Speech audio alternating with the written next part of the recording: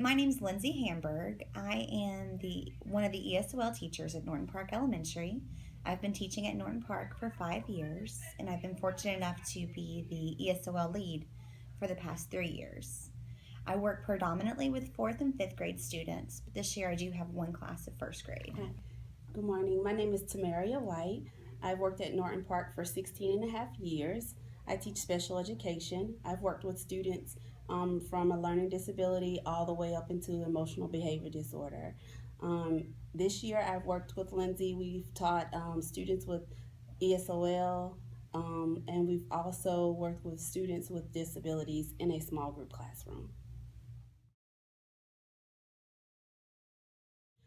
We have 19 students here currently in the small group setting that are at least functioning 2 to 3 grade levels below in reading, math, and language arts. So based upon their IEPs, they've been designated to be served in the small group setting, as well as receive ESOL services.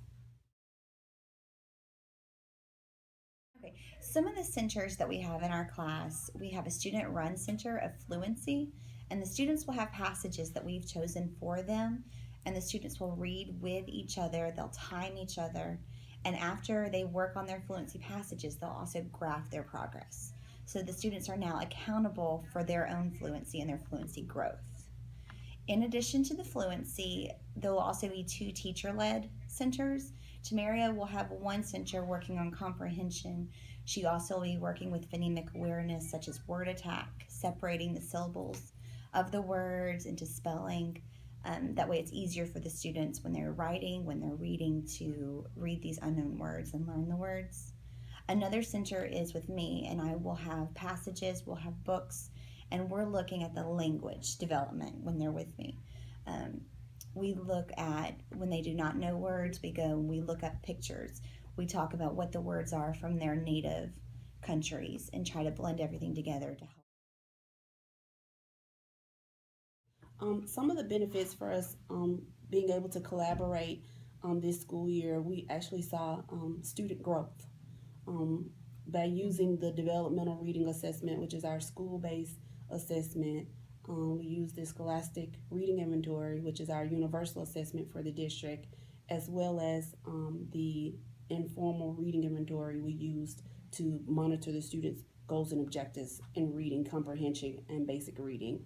And by us doing those things and collaborating together, having those student centers, those independent centers, and those teacher-led centers, we saw growth from students coming from a beginning reader all the way up to grade level. We use the data to form our groups, our teacher-led groups. So if we have a lower group based on the assessments, the DRA and the SRI, we will group them together and work on the weaknesses of the student. Then we also will have the higher groups and focus on what they need to do and expand their learning. We meet as our grade level team with a fourth grade team 1 day a week. And so at that point, we talk about what standards are going to be met this week and next week. What Tamari and I do, we look at those standards and what the classroom teachers are doing and then modify our lessons based on those. Mm-hmm. We typically will not be doing the same standard at the same time as the regular ed teachers, but we do focus on them at a later date, just when our students are ready to move up.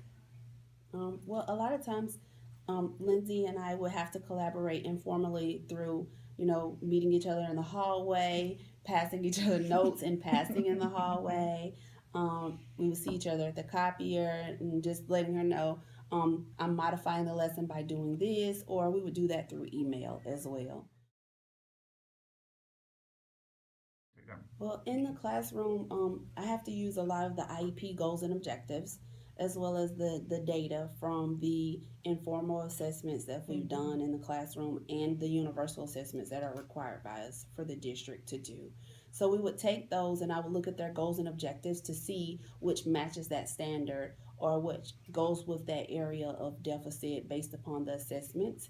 And then we would make small groups into the classroom to introduce that standard and to collect data for their IEP goals and objectives.